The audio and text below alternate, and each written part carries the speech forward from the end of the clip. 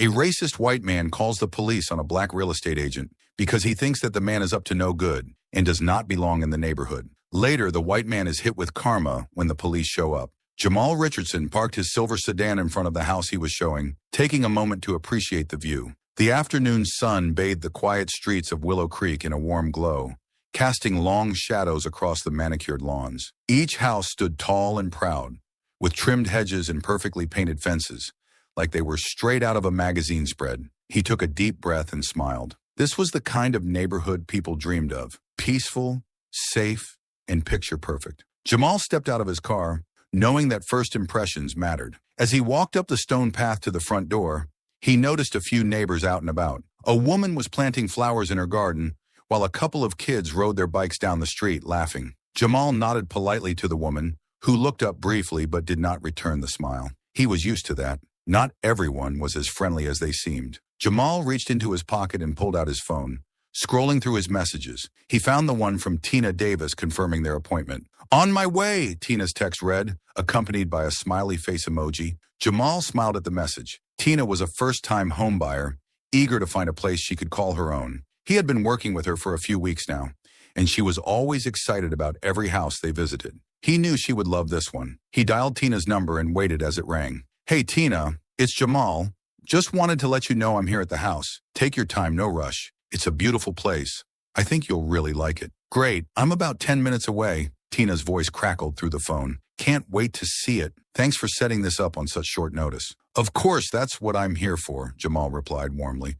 "Drive safe, and I'll see you soon." He hung up the phone and put it back in his pocket, his smile lingering. He loved this part of his job, helping people find a home where they could start new chapters of their lives. It was why he'd become a real estate agent in the first place. Jamal approached the front door, reaching for the lockbox attached to the doorknob. He punched in the code and opened it, retrieving the key. As he slipped the key into the lock, he noticed a man across the street watching him. Jamal glanced up and met the man's eyes. The man, probably in his 50s, was sitting on his porch, his gaze fixed on Jamal. His expression was hard to read, somewhere between curiosity and suspicion. Jamal nodded politely in the man's direction, then turned back to the door. The man didn't nod back. Jamal shrugged it off. He was used to being watched when he worked in neighborhoods like this one.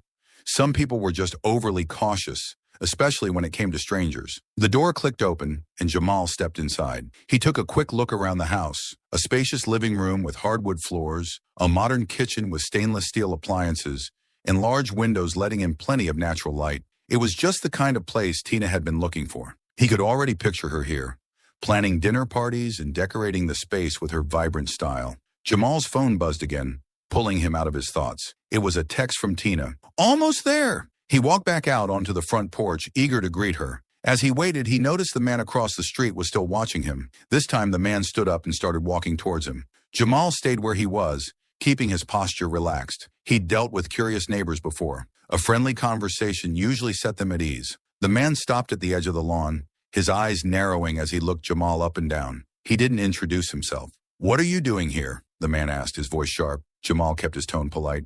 "Good afternoon, sir. I'm Jamal Richardson, a real estate agent with Evergreen Realty.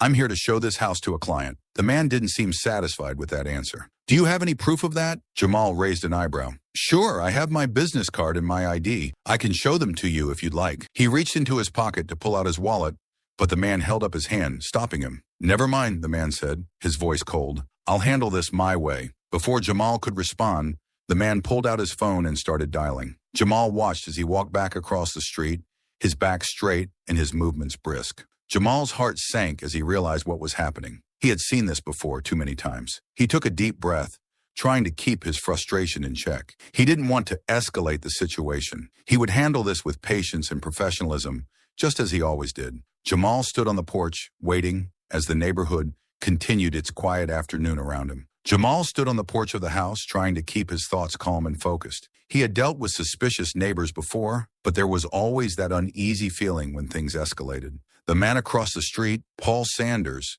if Jamal remembered the name from the mailbox correctly, hadn't exactly been friendly. Jamal watched as Paul continued talking on his phone, pacing back and forth on his lawn. Jamal couldn't hear what Paul was saying, but he didn't need to. He knew the tone of that conversation, had seen it too many times. As Paul spoke, his gestures grew more animated.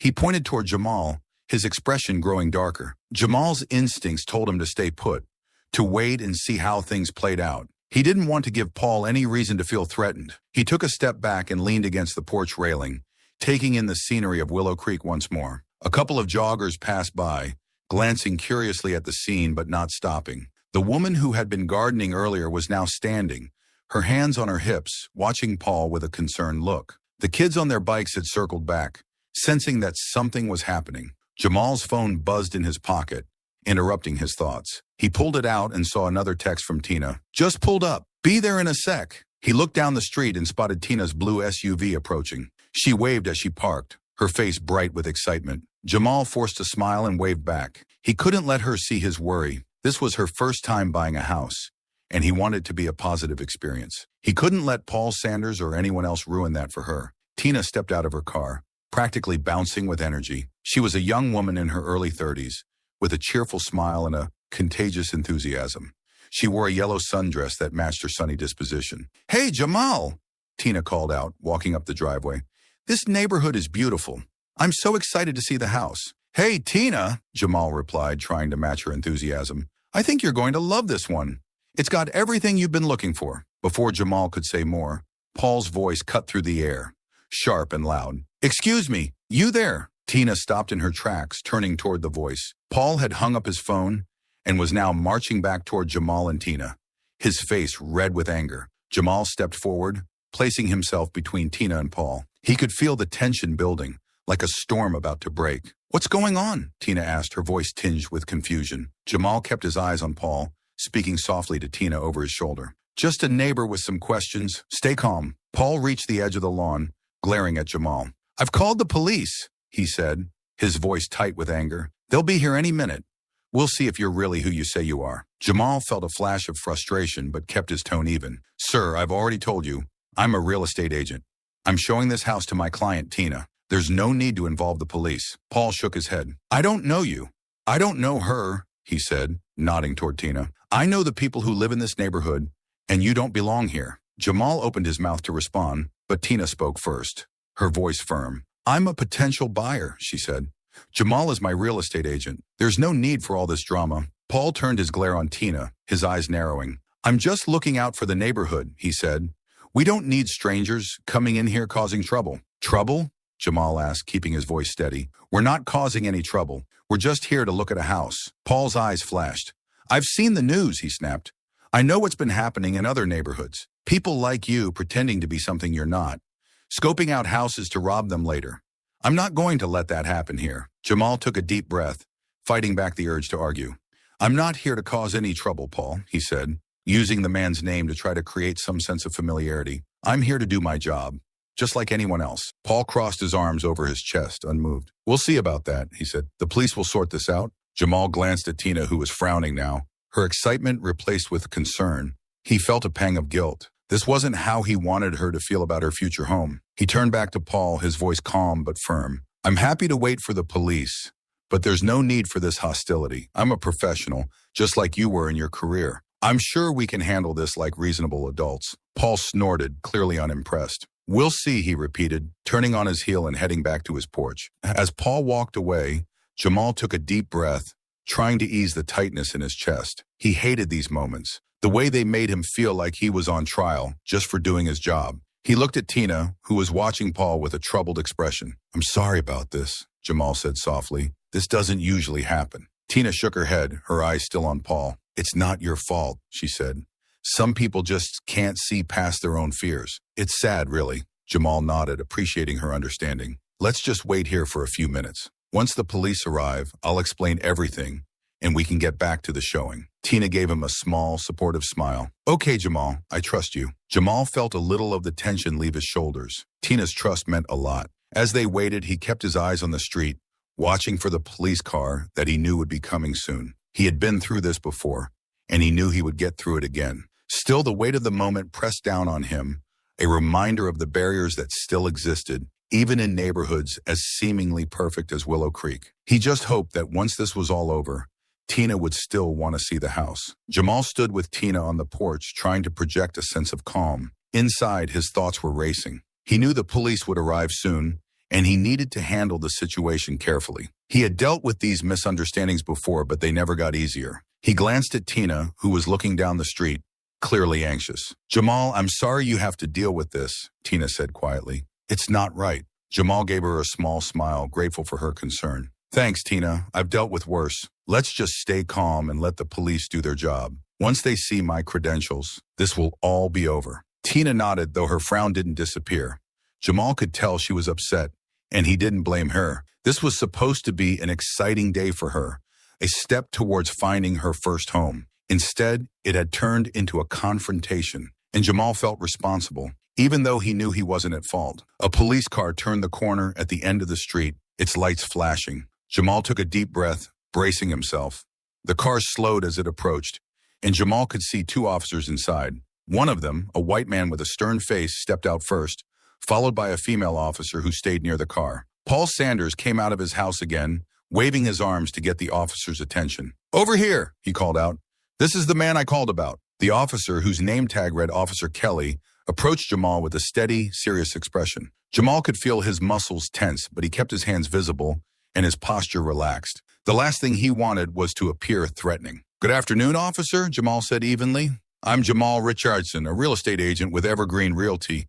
I'm here to show this house to my client, Tina Davis." Officer Kelly nodded but didn't respond immediately. Instead, he looked at Paul, who was standing a few feet away, his arms crossed over his chest. "This is the man you called about?" Officer Kelly asked Paul. "Yes," Paul said sharply. "I've never seen him in this neighborhood before. He says he's a real estate agent, but I've never heard of him. I thought he might be trying to break in or something." Jamal could feel the frustration rising in his chest, but kept his voice calm. "Officer, I have my ID and real estate license right here. I'd be happy to show them to you." Officer Kelly turned his attention back to Jamal. "Let's see them then," he said. Jamal reached slowly into his jacket pocket, careful to make his movements deliberate. He pulled out his wallet and handed over his business card and real estate license. Officer Kelly examined them, his face impassive. "Everything looks in order," Officer Kelly said finally, handing the cards back to Jamal. "Mr. Richardson, do you have any other form of identification on you?" Jamal nodded and handed over his driver's license. The officer looked at it,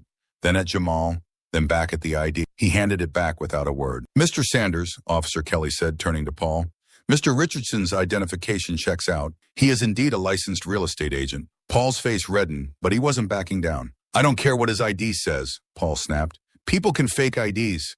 How do we know he's not here to scope out the place, looking for an easy target?" "Sir," Jamal said, unable to keep the frustration out of his voice entirely, "I'm just trying to do my job. I'm here to show a house to my client. Nothing more." Tina stepped forward, her voice steady but laced with irritation. "Officer, I'm the client he's showing the house to. I asked Jamal to meet me here. There's nothing suspicious going on." Officer Kelly looked at Tina, then back at Paul, who was glaring at Jamal like he was waiting for him to make a wrong move. "We have to be careful," Paul insisted. "We can't just let anyone wander around here, pretending to be something they're not." Officer Kelly sighed, clearly feeling the tension in the air. He looked at Jamal again, his expression more thoughtful this time. "Mr. Richardson, would you mind if I just checked with your office to confirm everything? It's standard procedure in cases like this." Jamal nodded. "Of course, officer. You can call Evergreen Realty. They'll confirm everything." Officer Kelly took out his radio and walked a few steps away to make the call. Jamal could hear him speaking into the radio, giving his name and requesting a check on Jamal's credentials. Jamal stayed where he was, trying to remain patient, even though he could feel his pulse quickening. Paul stood there, arms still crossed, a self-satisfied look on his face. Tina shot him a glare, clearly fed up. Jamal just hoped the call would be quick so they could move past this and get back to the house showing. After a few minutes, Officer Kelly returned, his expression unreadable. "I've spoken with your office, Mr. Richardson," he said. "Everything checks out as you said. You're free to continue with your business here." "Thank you, Officer Kelly," Jamal said. He wanted to say more, to vent his frustration, but he held back. This wasn't the time for that. He just wanted to get back to work. Paul's face turned even redder. He opened his mouth to argue, but Officer Kelly held up a hand. "Sir, I understand your concerns, but there's no evidence of any wrongdoing here. Mr. Richardson is just doing his job." Paul looked like he wanted to keep arguing, but after a moment he just shook his head and stormed back toward his house. "This isn't over," he muttered under his breath as he walked away. Officer Kelly turned back to Jamal and Tina, his tone softening. I apologize for the inconvenience, Mr. Richardson, Ms. Davis. Just trying to keep the peace, you know. Jamal nodded, managing a polite smile. I understand, officer. Thanks for your professionalism. Officer Kelly gave a curt nod, then headed back to his patrol car, his partner following. The police car pulled away, its lights flashing briefly before turning off. The street fell quiet again, the only sound the rustling of leaves in the breeze. Jamal turned to Tina, his shoulders sagging slightly. I'm sorry you had to see that, he said. It's not usually like this. Tina shook her head. You don't have to apologize, Jamal. You handled it well. I just wish people didn't jump to conclusions so quickly. Jamal nodded, his smile a little more genuine this time. Me too. Let's go see the house, shall we? I think you'll love it. Tina smiled, the tension in her face easing. Let's do it. As they stepped inside, Jamal took one last look at Paul's house across the street. He knew this wouldn't be the end of the matter, but for now he pushed those thoughts aside. He had a job to do and a client to make happy. That was what mattered. Jamal and Tina entered the house, and for a moment the tension outside seemed to melt away. Jamal turned on the lights in the living room, illuminating the open space and highlighting the hardwood floors. The modern kitchen gleamed under the overhead lights, and large windows allowed natural light to pour in, creating a warm, inviting atmosphere. Tina walked around, her earlier excitement starting to return. This place is gorgeous, Jamal, she said, running her hand along the granite countertops in the kitchen. I love the layout, and the light in here is amazing. I can already picture myself hosting dinner parties. Jamal smiled, glad to see her enthusiasm coming back. I knew you'd like it, he said. It's got everything you've been looking for, and the backyard is perfect for entertaining. Why don't we take a look? They moved toward the sliding glass doors that led to the backyard. Jamal slid the door open and they stepped out onto the patio. The backyard was spacious, with a neatly trimmed lawn and a small garden area. There was even a gazebo tucked into the corner, ideal for relaxing on warm evenings. Tina's eyes sparkled as she looked around. This is exactly what I want, she said softly. A place where I can have friends over, maybe start a garden. It's perfect. Jamal was about to respond when he heard footsteps approaching from the side of the house. He turned and saw Paul Sanders standing on the other side of the fence, glaring at them. Jamal's heart sank. He had hoped the earlier confrontation would have been enough for Paul, but it was clear he wasn't done. Before Jamal could say anything, Paul called out, his voice loud and harsh. You're still here. I thought the police would have taken care of this by now. Jamal felt his frustration bubbling up again, but kept his voice calm. Paul, the police confirmed everything is in order. I'm here to show the house to my client, Tina. There's no problem. Paul ignored Jamal and addressed Tina instead. You should be careful who you trust, he said. You never know who's pretending to be something they're not. Just because he says he's a real estate agent doesn't mean you should believe him. Tina frowned, crossing her arms. I know who Jamal is, she replied firmly. I hired him. He's my agent, and I trust him. You need to stop this, Mr. Sanders. You're making a scene. Paul's face turned an even deeper shade of red. I'm not making a scene. I'm looking out for this neighborhood, for the people who actually live here and care about it. I don't want strangers coming in and causing trouble. Jamal took a step forward, trying to de-escalate the situation. Paul, we're not here to cause any trouble. We're just doing our jobs. I understand you want to protect your community, but this isn't the way to do it. Paul scoffed, waving Jamal off. You don't understand anything about this community. You don't belong here. Jamal felt a familiar sting at Paul's words, but tried not to show it. He had heard this kind of talk before, veiled behind words like community and protection. It was always the same message, that he didn't belong, that people like him didn't belong, but he wouldn't let Paul's words get to him. Tina, however, wasn't backing down. She stepped closer to Jamal, her voice firm. Mr. Sanders, I'm buying this house because I want to live in a neighborhood that's welcoming and friendly. You're not showing me that right now. If you have a problem with me being here, then maybe this isn't the right community for me after all. Paul opened his mouth to respond, but just then the sound of another police car approaching filled the air. Everyone turned to see a second patrol car pulling up in front of the house. Jamal's stomach tightened. This was escalating quickly, far more than he had anticipated. The car came to a stop, and another officer stepped out.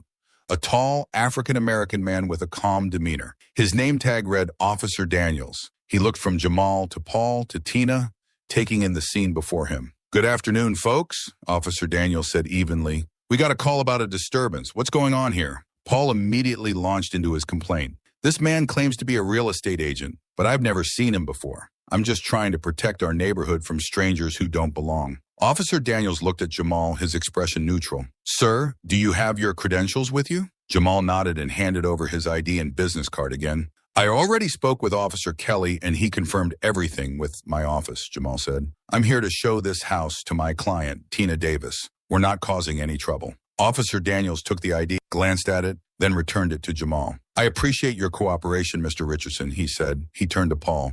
Sir, I've checked Mr. Richardson's credentials and they're legitimate.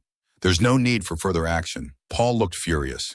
This is ridiculous. You're just going to take his word for it?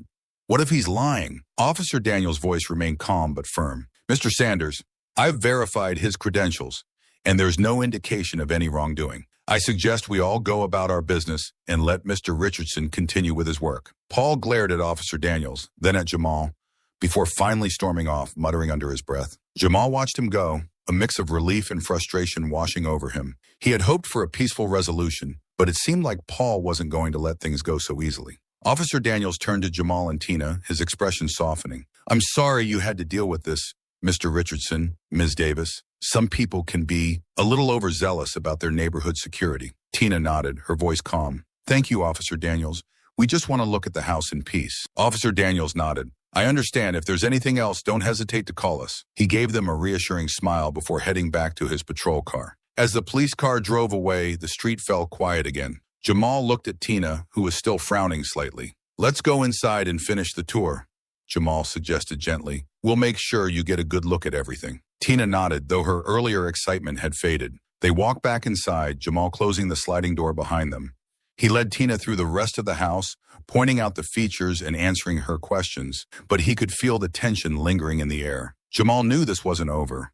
Paul's words and actions had stirred something up, not just in the neighborhood, but in Jamal himself. He tried to shake off the feeling, focusing on Tina's questions and the details of the house, but the weight of what had happened stayed with him. As they finished the tour, Tina turned to Jamal, her eyes serious. I love the house, Jamal, she said, but after what just happened, I'm not sure I want to live in a place where people think like that. Jamal nodded, understanding her concern. I get it, Tina, and I'm sorry you had to deal with that today. It's not fair, and it's not right. Tina sighed. I just want to find a place where I feel welcome, where I don't have to worry about my neighbors calling the police on me because they don't like the way I look. Jamal reached out and squeezed her shoulder. We'll find that pace, Tina.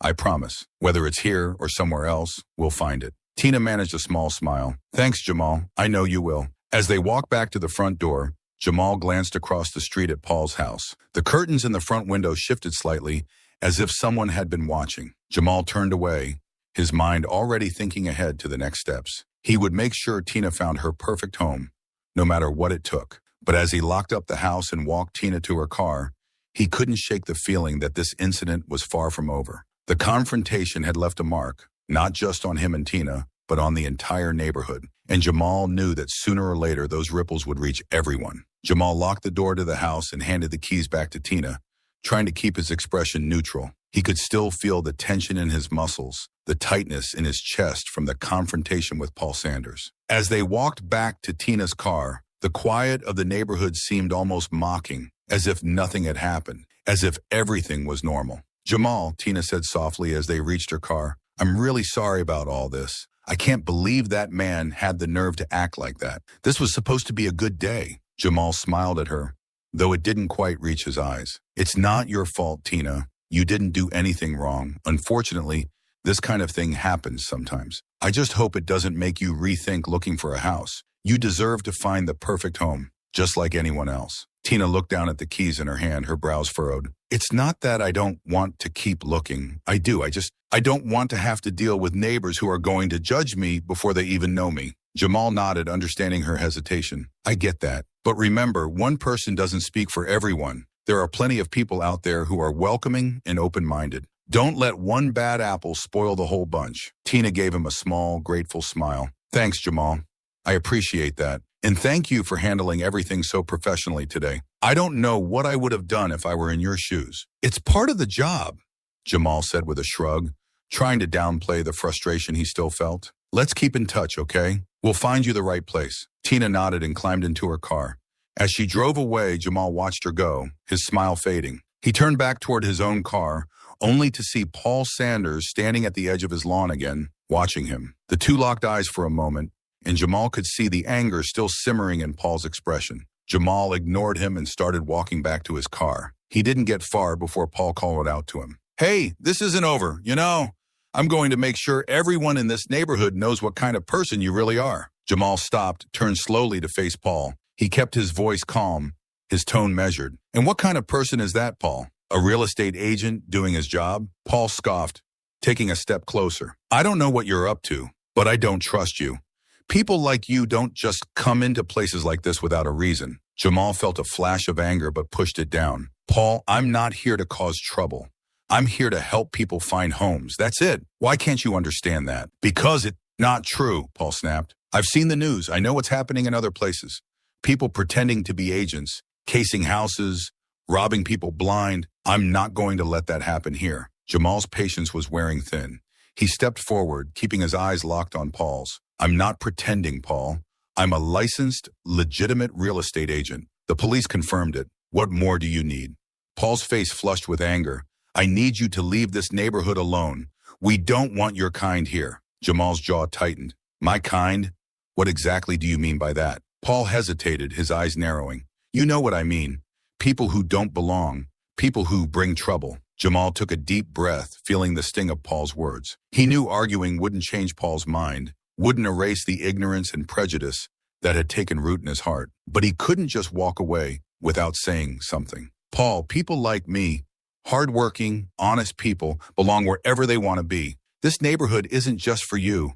It's for anyone who wants to live here and be a part of the community. I'm not going to let your fear and anger push me out." Before Paul could respond, the sound of a camera shutter clicking broke the tension. Jamal and Paul both turned to see a young woman standing on the sidewalk, a camera in hand. She had a notepad tucked under her arm and wore a press badge around her neck. Jamal recognized her from the local news station. "Excuse me," she said, stepping closer. "I couldn't help but overhear. I'm a reporter with the Willow Creek Gazette. Do you mind if I ask you a few questions?" Paul looked like he had swallowed something sour. "What are you doing here?" The reporter smiled politely. "I was covering a community event a few blocks away when I got a tip about a disturbance involving the police. Can either of you tell me what happened?" Jamal glanced at Paul, whose face had gone pale. He turned back to the reporter. "There was a misunderstanding. I'm a real estate agent showing a house to a client. A neighbor called the police, thinking I didn't belong here. The police confirmed my credentials and everything is fine." The reporter's eyes flicked to Paul. "And you're the neighbor who made the call?" Paul's mouth opened and closed, but no sound came out. Jamal could see the fear and embarrassment in his eyes, the realization that his actions might become public knowledge. Paul stammered, "I was just looking out for the neighborhood. We have to be careful, with all the things you hear on the news." The reporter nodded, taking notes. "I understand, but it seems like the situation was handled peacefully. Is there anything else either of you would like to add?" Jamal shook his head. "No, that's all. I just want to do my job without any more interruptions." The reporter turned to Paul, waiting. Paul hesitated, then shook his head. No comment." "Thank you for your time," the reporter said, turning away. As she walked down the street, Jamal saw her take a few more pictures of the neighborhood, her notepad at the ready. Paul glared at Jamal. "This isn't over," he muttered, before turning and heading back to his house. Jamal watched him go, feeling a mixture of relief and frustration. The truth was out, but it didn't feel like a victory. He knew Paul's type. He wasn't going to change overnight, if at all, but at least now others would see what Jamal had been dealing with. Maybe it would make a difference. Maybe it would open some eyes. Jamal took a deep breath and walked to his car. He still had work to do, clients to meet, and houses to show. As he started the engine, he glanced at Paul's house one last time. The curtains in the front window shifted, and Jamal knew someone was watching. He drove away, the sun dipping lower in the sky, casting long shadows over Willow Creek. The neighborhood looked peaceful again, but Jamal knew that peace was fragile. He would keep doing his job, keep showing up, because that was the best way to push back against the fear and ignorance. He had to believe that one day things would be different. For now, he would take each step forward, one at a time. The next morning, Jamal sat at his kitchen table, sipping his coffee and scrolling through his phone. His inbox was flooded with emails, mostly from clients, but a few caught his eye.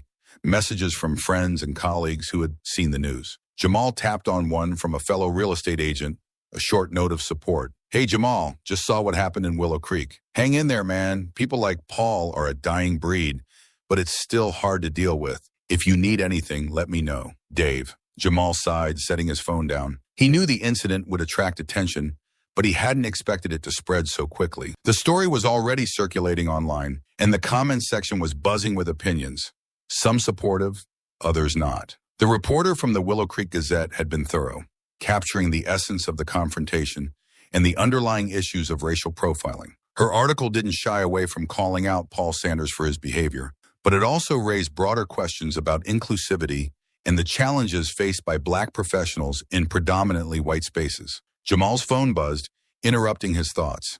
It was a text from Mrs. Carter, one of the longtime residents of Willow Creek. They had met a few times at community events, and she had always been friendly. Jamal, I read about what happened yesterday.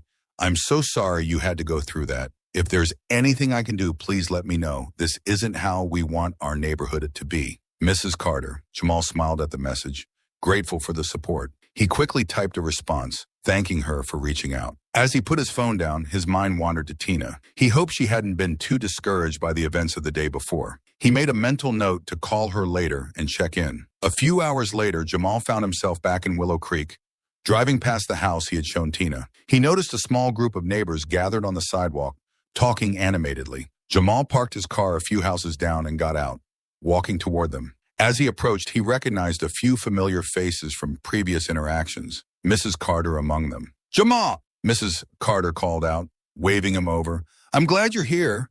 We were just talking about what happened yesterday. Jamal joined the group, feeling a mixture of relief and apprehension. Mrs. Carter introduced him to the others, a mix of middle-aged men and women who lived on the block. Some nodded at Jamal with friendly smiles, while others looked more reserved. I just wanted to say, Mrs. Carter continued, that what Paul did was completely out of line. This neighborhood should be welcoming to everyone, no matter who they are. We can't have people like him making assumptions and causing trouble. A man standing next to Mrs. Carter, a graying gentleman named Mr. Henderson, spoke up. She's right. Paul's been here a long time, but that doesn't give him the right to harass people. This isn't the first time he's made someone feel unwelcome. It's just the first time it's gotten this much attention. Jamal nodded, appreciating their support. Thank you. I just want to do my job without any issues. My client, Tina, she was really excited about the house, but now she's not sure if she wants to live here. Another neighbor, a woman named Linda, spoke up. That's a shame. We don't want people to feel that way. I think we need to address this as a community. Maybe hold a meeting to talk about what happened and figure out how to prevent it in the future. Jamal felt a flicker of hope. A meeting could be a good start. It's important for people to hear different perspectives and understand that not everyone has the same experiences. Mrs. Carter nodded vigorously. I agree. We need to show that Willow Creek is better than this. I'll talk to the Homeowners Association and see if we can organize something soon. Jamal thanked them again for their support, feeling a sense of solidarity. As he walked back to his car, he noticed more neighbors stepping out of their homes, watching the small gathering with curiosity. He hoped that the interest would translate into action, that the incident would be a catalyst for change, not just another story that faded away. That evening, Jamal received a call from Tina. He answered, bracing himself for what she might say. Hey, Jamal. Tina's voice came through the line, sounding tired. I've been thinking a lot about what happened yesterday. Jamal's heart sank slightly. I know, Tina, I'm really sorry about all of it. I just want you to know that there are people in Willow Creek who want to make things right. Some of the neighbors are already talking about holding a community meeting to address what happened. Tina was quiet for a moment before she spoke. I saw the article in the Gazette. I've been reading some of the comments online too. It's encouraging to see people standing up for what's right, but it's also hard to ignore the negativity. I just don't want to move into a place where I have to constantly look over my shoulder. Jamal understood her hesitation. I get it, Tina. You deserve to feel safe and welcome in your own home. If Willow Creek doesn't feel like the right fit anymore, I'll keep looking until we find a place that does. But I want you to know that change is possible. Sometimes it starts with moments like this, even if they're uncomfortable. Tina sighed. I know. I guess I'm just trying to figure out what's best for me. I don't want to let fear dictate my decisions, but I also don't want to ignore reality. Take your time, Jamal said gently. You don't have to make any decisions right now. I'm here to help, no matter what you decide. Thanks, Jamal, Tina said. I appreciate that. I'll think about it and let you know. They said their goodbyes and Jamal hung up, feeling a mix of hope and uncertainty. He believed in the potential for change, but he also knew that real progress took time. He just hoped that Tina would find a place where she felt at home, whether it was in Willow Creek or somewhere else. A few days later, the Willow Creek Homeowners Association organized a meeting to discuss the incident. Jamal was invited to attend, along with several residents who had voiced their concerns. The meeting was held at the community center, a modest building near the park. As Jamal walked into the meeting room, he saw a diverse group of neighbors gathered, some of whom he recognized, others he didn't. There was a palpable tension in the air, a sense of anticipation. Mrs. Carter greeted him warmly and directed him to a seat near the front. The president of the Homeowners Association, a tall woman named Barbara, called the meeting to order. "Thank you all for coming," she began. "We're here today to discuss a serious issue that occurred in our neighborhood. I'm sure most of you are aware of the incident involving Mr. Richardson, a real estate agent, and one of our residents, Mr. Sanders." Barbara continued, outlining the events and the media attention that followed. She emphasized the need for the community to address the issue openly and honestly. "We want Willow Creek to be a place where everyone feels welcome and safe," and she said. "This incident has shown us that we have work to do." Mrs. Carter raised her hand and spoke up. "I think we need to acknowledge that this isn't just about one incident. It's about the attitudes and biases that some of us may hold, even unconsciously. We should consider diversity training and inclusivity workshops to help us understand each other better." Jamal listened as more residents shared their thoughts.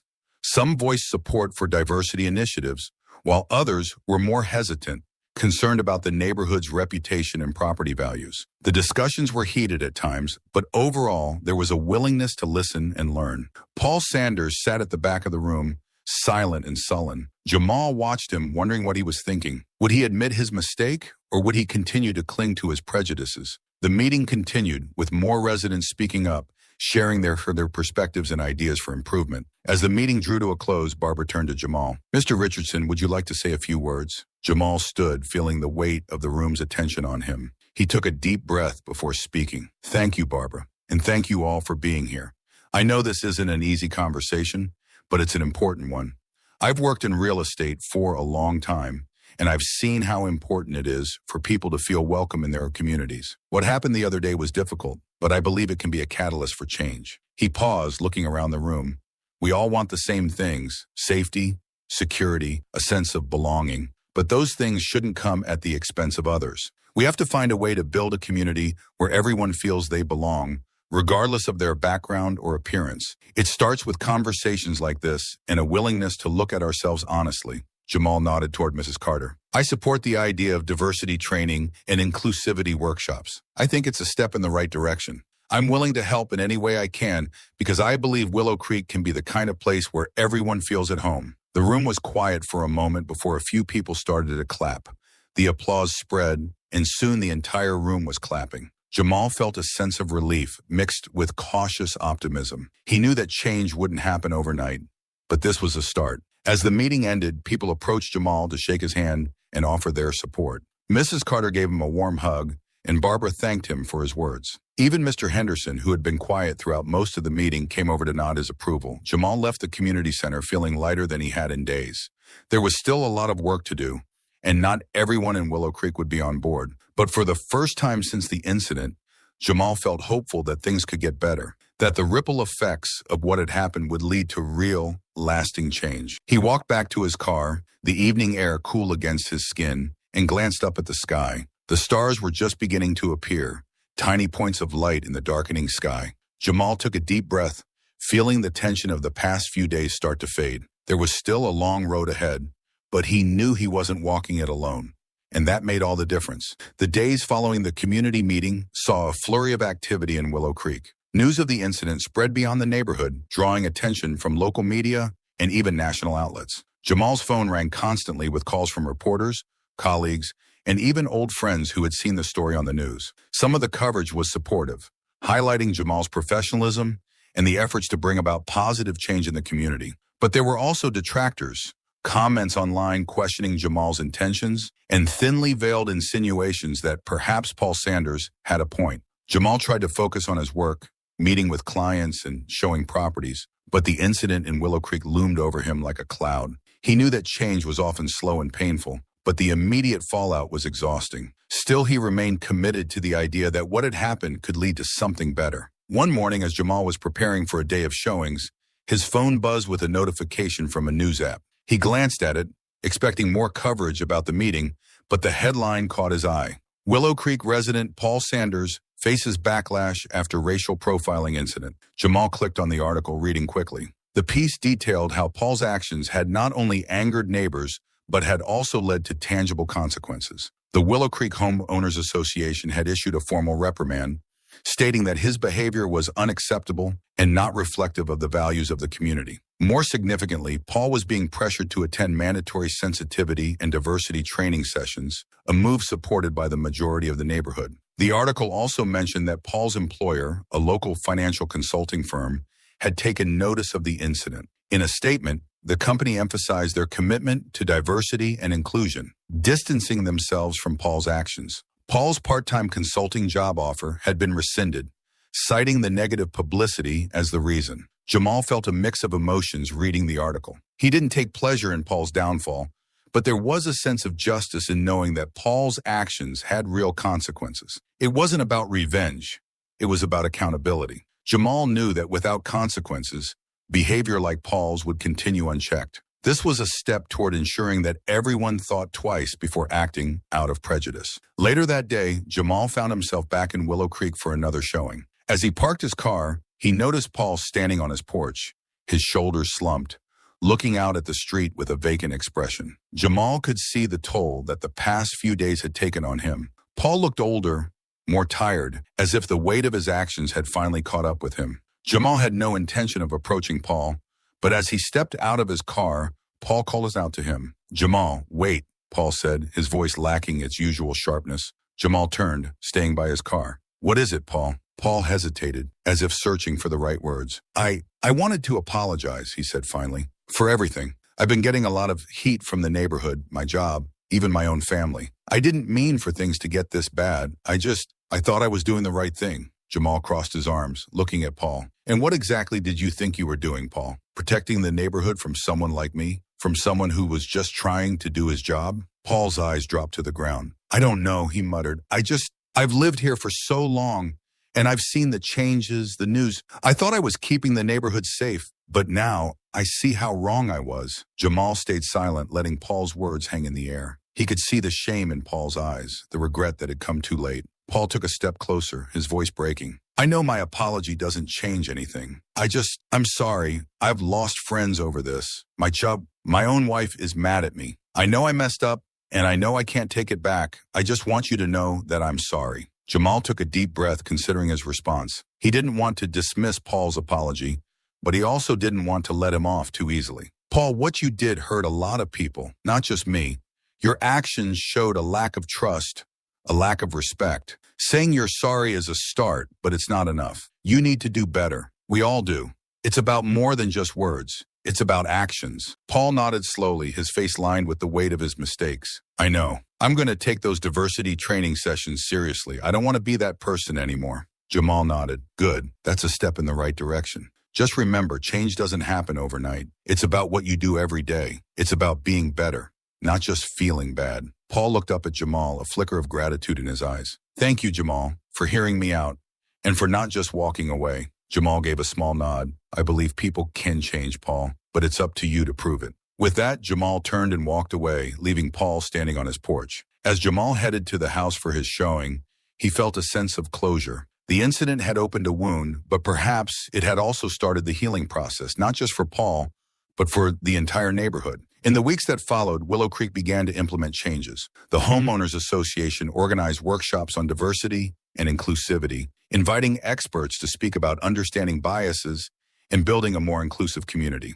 Attendance was high, and Jamal was invited to participate, sharing his experiences and perspectives. Mrs. Carter became a vocal advocate for change, rallying her neighbors to take part and to embrace a more open-minded approach. Tina decided to continue looking for a house, but she didn't rule out Willow Creek. She appreciated the efforts being made and felt more hopeful about the future. "I just want to live somewhere that feels like home," she told Jamal.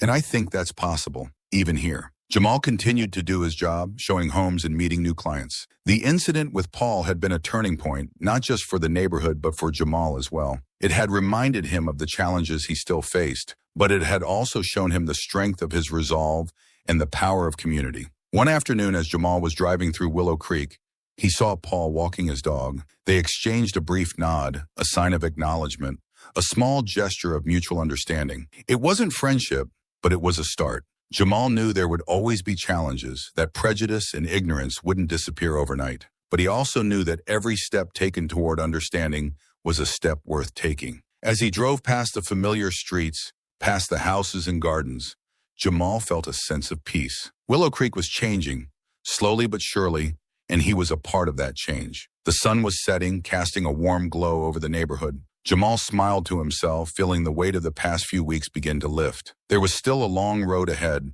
but for the first time in a while, he felt hopeful about where it might lead. And that, he thought, was enough.